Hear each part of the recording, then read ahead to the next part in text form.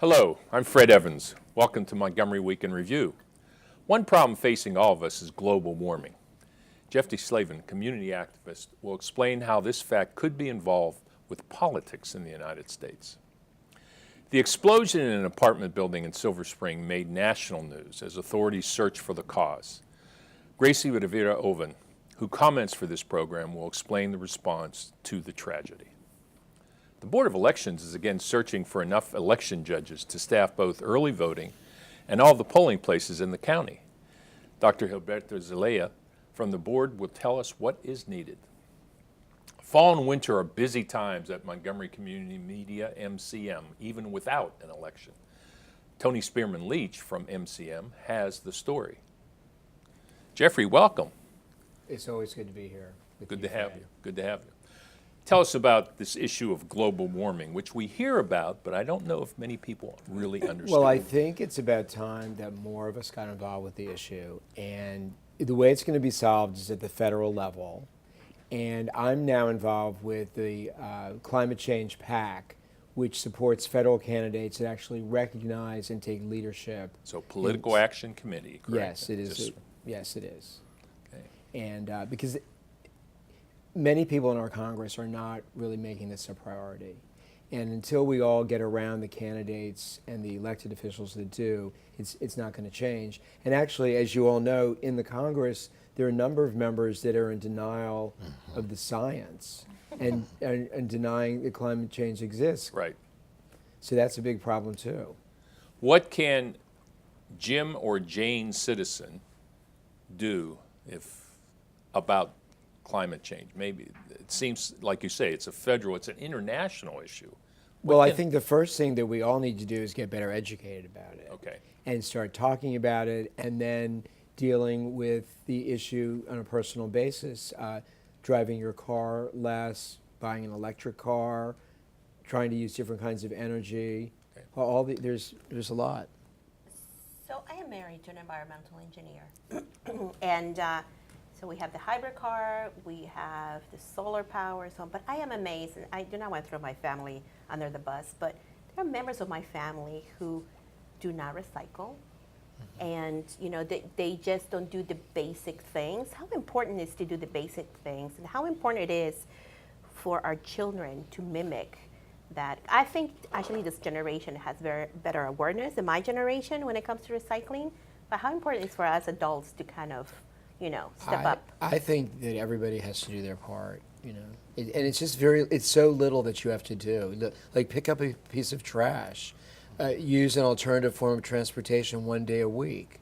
I mean, and until we all really make it I haven't really made it a priority in the issues that I deal with, but now I started to educate myself and realize, getting more engaged. It's Go ahead. I was going to say, Jeffrey, one of the things I find interesting is that although we all talk about recycling and we talk about using alternative transportation, one of the things that I'm understanding the PAC wants us to do is also get the attention of our elected officials. You want us to write letters, you want us to make phone calls, they only respond. What types of things do you really think this PAC is going to really push us to do as citizens? Well, this particular PAC is mainly supporting candidates that take leadership on this issue, since not enough of our congressmen and senators are. But with the things that we just talked about, to doing on an individual basis is what's the way it's really going to change. But I guess it's not just talking about those that are at the federal level also. I think we also need to look at the micro part of it as the local people who run for office, whether or not they also support environmental issues. Because at the end of the day, I think it's kind of a movement, a grassroots movement that you need to start at the local level in order to bring that awareness to make it to the next, exactly. To the next level. Because all politics is local, and also at the same time, even like Costa Rica runs on 100% renewable, energy, and that's mobilizing an entire country. Now the U.S. has the infrastructure, the technology, and I think also, for example, like I have a Prius. It's not the most glamorous looking car, but at the same time, the costs involved, yes, I'm getting 48, 49 miles a gallon, but you're spending close to 30 grand, $28,000 when you could get something for $15,000. Right. and There half has the to be amount the of gas- incentive. Okay, well, There has I'm to be gonna incentive. I'm gonna be the naysayer. Come on, there's no such thing as global warming. What are you talking Right. about? We're Just- gonna be just fine. as, The you Earth know, has it's been like- here for millions of Just years. just our brothers and sisters in California. I was just there, you know. But I want an and- answer to that question. How do you get the naysayers over? And is it really a tragedy that's going to occur when?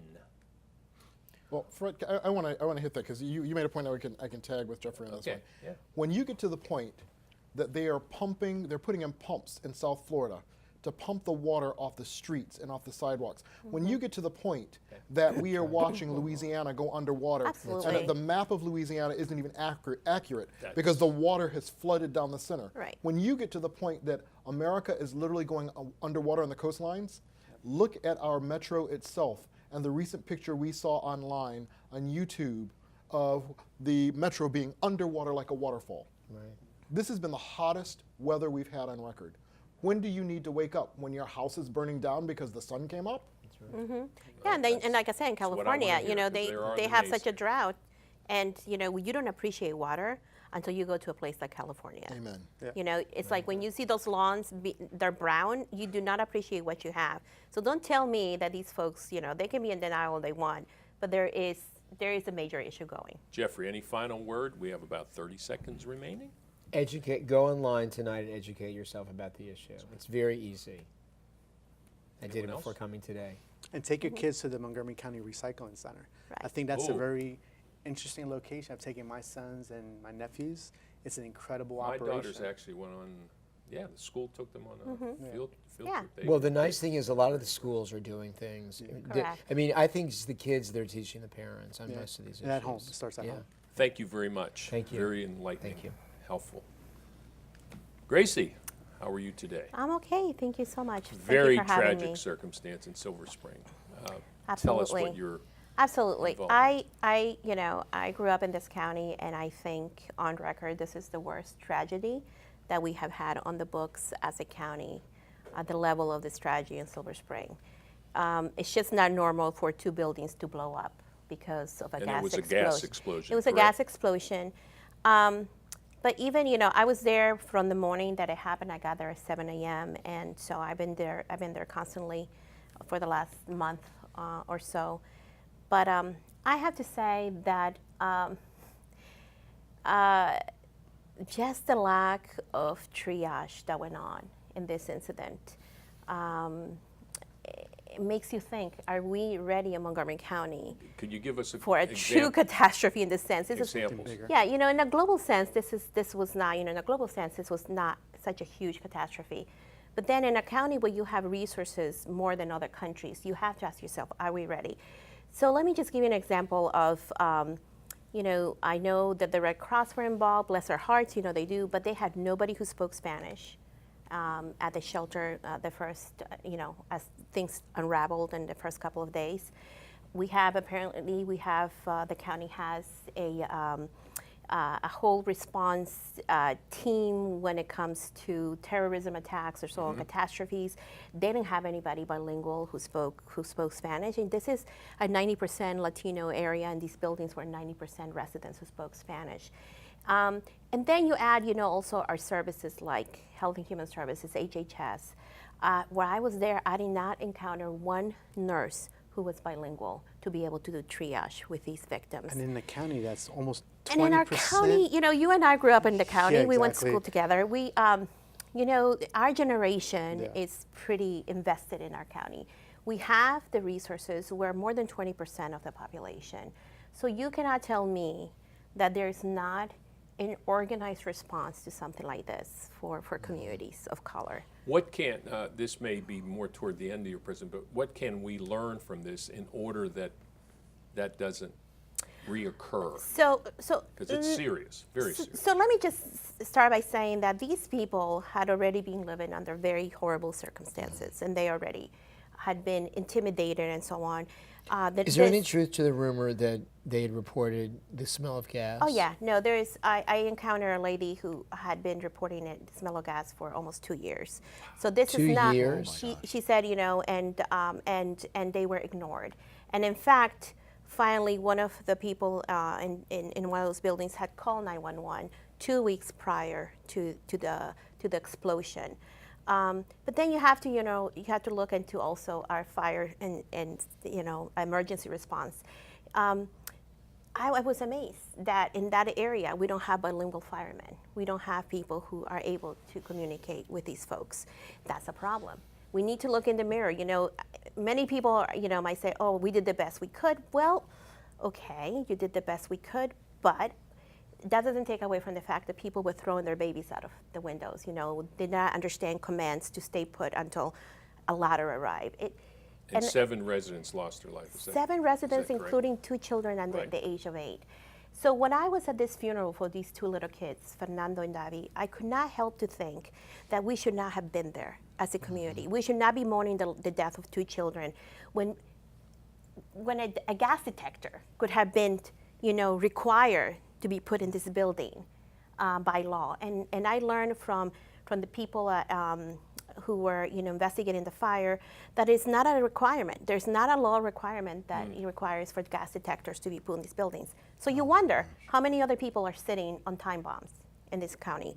Other folks, in Gaithersburg and Wheaton and DC, who are, who might be facing the same fate. So I'm not impressed on how the triage was done. And a lot on of it has behalf to of do our with county and other outreach, services. because it's outreach. Because a lot of times what happens when there's a catastrophe, it's kind of that knee-jerk reaction, what do we do now? But there's a lot of prevention that needs to take place. And a lot of times prevention will actually prevent death. Yeah, my hope is that out of this, that there's a couple of things that are created. An ombudsman department at HHS, an office of the rights of tenants at the county level that is funded by the county, but it also has independence to actually look into, to some of these issues that tenants are having around the county. I'm on the Landlord-Tenant Commission. I wonder if they could assign some. But it has to. It cannot be a Band-Aid approach. Right. It has to be something that is Systemic. very systemic.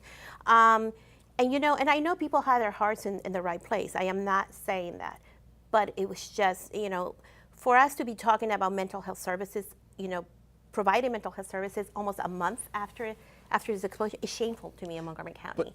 But I want to come back to something. If I'm hearing you right, one of the biggest challenges is bilingual and bicultural. And I mean speaking Spanish speaking, Yes. and also cultural sensitivity in that training. Absolutely. And you've got Absolutely. about 20 Yes, seconds. and I know, people say, oh, we have bilingual people, but the question is, do you have people who speak fluently and who are culturally competent? And I think we need to look at ourselves in the mirror as county agencies and we will- and answer that question. We will hear, I'm sure, much more about this in the community, and thank you very much for your Absolutely. presentation. We have to take a break right now. We'll be right back.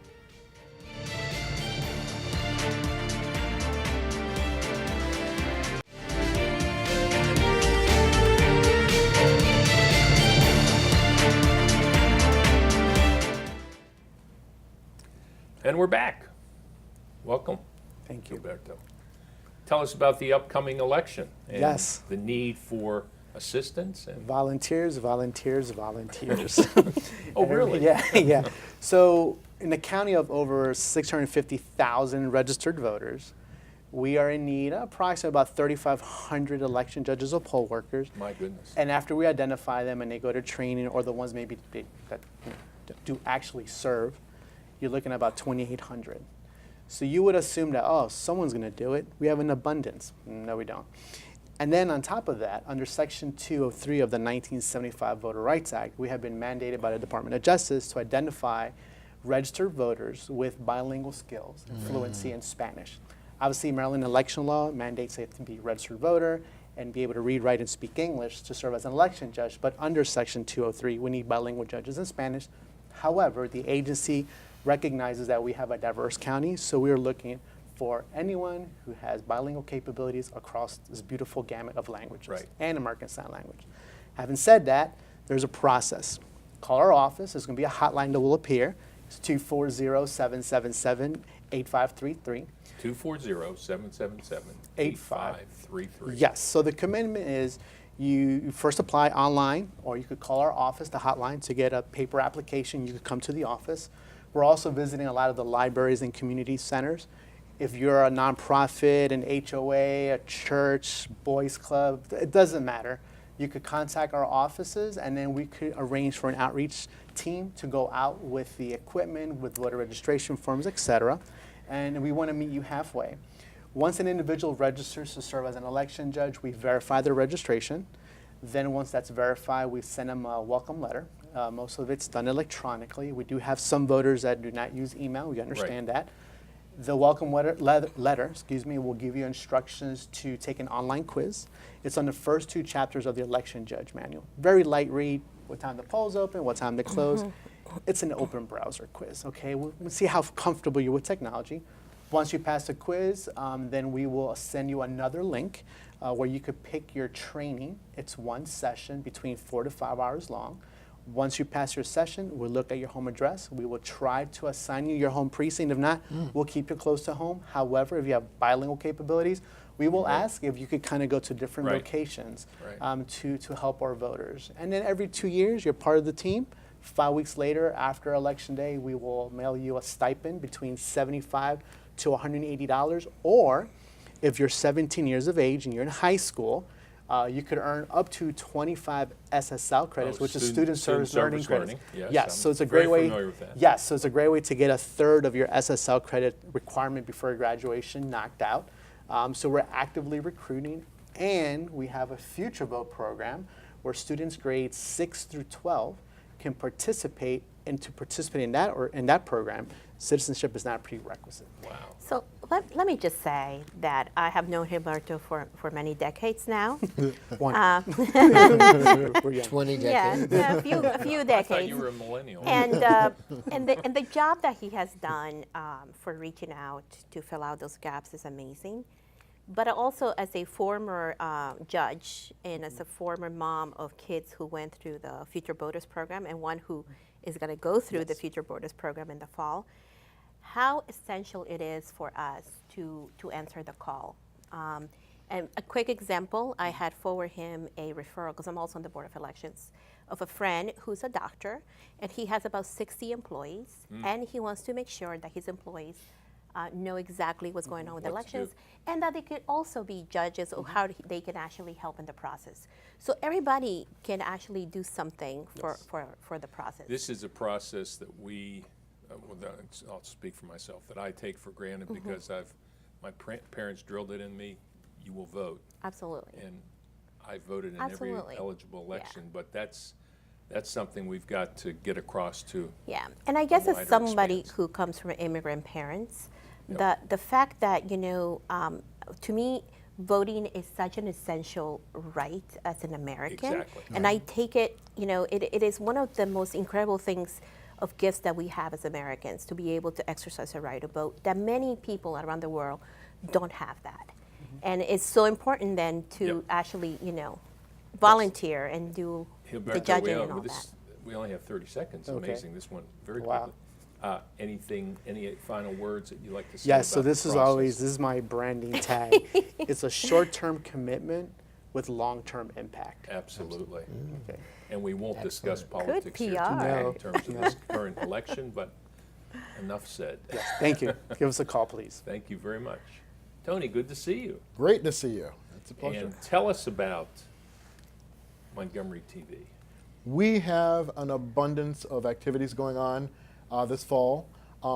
Tagging on to my friends over here at Elections, we're pleased to say that as you get engaged for the elections, you can go to mymcmedia.org, mymecdia.org, and you can actually go and get your candidate statements on our website. And so if you want to see everyone from the presidential candidates down to school board, down to judges, No, please. let's not say down to school board. Well, what I am saying teasing. is that Well, that's most town people ballots. most In the people forget hierarchy, yes. that when you go down the ballot, one of the things that happen is that people say, I don't know my candidate. No, that's I a don't good know point. who my school board members are. I don't know who my judges And are. that is true. Where do you find that information? Right here on our Right. website, Excellent. mymcmedia.org. And there's a lot of questions also in this ballot. That's right. That And- people need to be Exactly. informed I think about. what's really, I'm sorry for Go ahead. interrupting, but I think what's important too, several weeks before the election, Yep. the Montgomery County Board of Elections will mail every eligible registered voter a sample ballot. That's right. Right. So now you know you have your Please read it. sample. Please read it. Please mark it up. Take it to your polls in early voting, and then you can do the research on your website. That's right. And considering that the Gazette is no longer here, Right. we are the primary source. Now, further along with that, we have partnered with the League of Women Voters, and we're very proud to be partners with them because we're going to be presenting the school board debate. And when will that be? And that's going to be on September 28th. We will be broadcasting it on our air, so you'll be able to watch it on channels 19, on channels 21, and of course on our new HD channel that we have been promoting, channel 995. Which I already have seen, and it's great. So we want everybody to know that you can really get engaged in the election, and then to kind of bring it full circle as we head into the presidential. I want everybody to get really excited because we are doing 1 week prior to the actual election an intimate evening with Steve and Cokie Roberts, our national leaders who will do their prognostication on the impact and outcomes of that which we shall not speak because we do not Predicted, know. predicted. That's right. And that will be right here in Studio A, here at Montgomery Community Media. Excellent. And you will be able to start purchasing your tickets at mymcmedia.org starting next week. If you want to be a guest. That's on- right. If you want to be in the audience and you want to speak directly with Stephen Cokie Roberts, this is a really good time to be here at our station. And of course, none of this would be possible without strong leadership. As a matter of fact, in case any of you didn't know, we're the #1 public educational and governmental television station in the country, declared by the Alliance for Community Media. That's fantastic. 2016, so now we've had the award 2016, 2013, 2012. So since I'm a guest, I can put this on my resume? then? Please do. Yes, you Please do. And I'm pleased to say that we were able to achieve all of this with our wonderful leader and board chair, Jeffrey Slavin. Community activist. He's absolutely a phenomenal leader, and that's- we're that's very, excellent. very We have a proud. great board of community activists, for the most part, and our board is very representative of the county. Like no other board in Montgomery County represents the demographics of the county, as I think you know. And yes, we have multiple languages, and we Right. Yes, we definitely have do. Spanish on our board. Yes, we That's do. great. The vice chair is a Latina. Awesome. Very good. So I think that we want to invite everyone to come here. This is your community media center. If you want to engage in the election, if you want to be part of the national dialogue, if you really want to get engaged and question these school board officials that are Right. trying to run for your vote, please get engaged with MyMC Media, with Montgomery Community Media. That's what we're here for. That's excellent. That's excellent. And what advantage did your children get from being involved in the programs for election? Well, Amalia became to being a judge. She's Serves in as an election college. judge. It's excellent. And then my son, Marco, is actually going to sign up to Yes, also I be a was judge. And my excellent. 14-year-old is going to be helping wherever Gilberto Yes, either chooses at the and office or sends the him. loca- yes. And he's also, they're all bilingual, so they're at the board's services. And it's a very visceral experience. And we're the only county in the entire U.S. I've validated this with the EAC and other organizations that we bring students as young as 6th grade. Usually That counties is work with excellent. juniors and seniors, so that's kind of crazy. that from Having been 2004. obviously a school administrator, I think middle school age, that's fantastic. Yeah, they're time very to- sophisticated thinkers. To hook them. Absolutely. speak. Yeah. Yes. Civic duty is an important thing, and I don't think we do a good job anymore in schools teaching that. And this is a great way to install in these children that voting is a privilege and a right. At the same time, you're teaching the environment. Of Global course, warming. Yeah, of course. exactly. Any final words, Tony? Really just, we want people in the community to get engaged. Be active. If you want to learn, come to your community media center, go to your Department of Elections, and definitely we know the impact of being an active community citizen. And watch the programs. And along with, I would say with Jeffrey, go environment. This has been the hottest summer on record and it's killing me. Recycle Okay, well, more. I want to thank all four of you for a great show and all the words of encouragement and wisdom that you share with us. And thank you, all of you, for joining me this week. And thank you for joining all of us for this week's edition of Montgomery Week in Review. I'm Fred Evans. Please join us next week at this same time.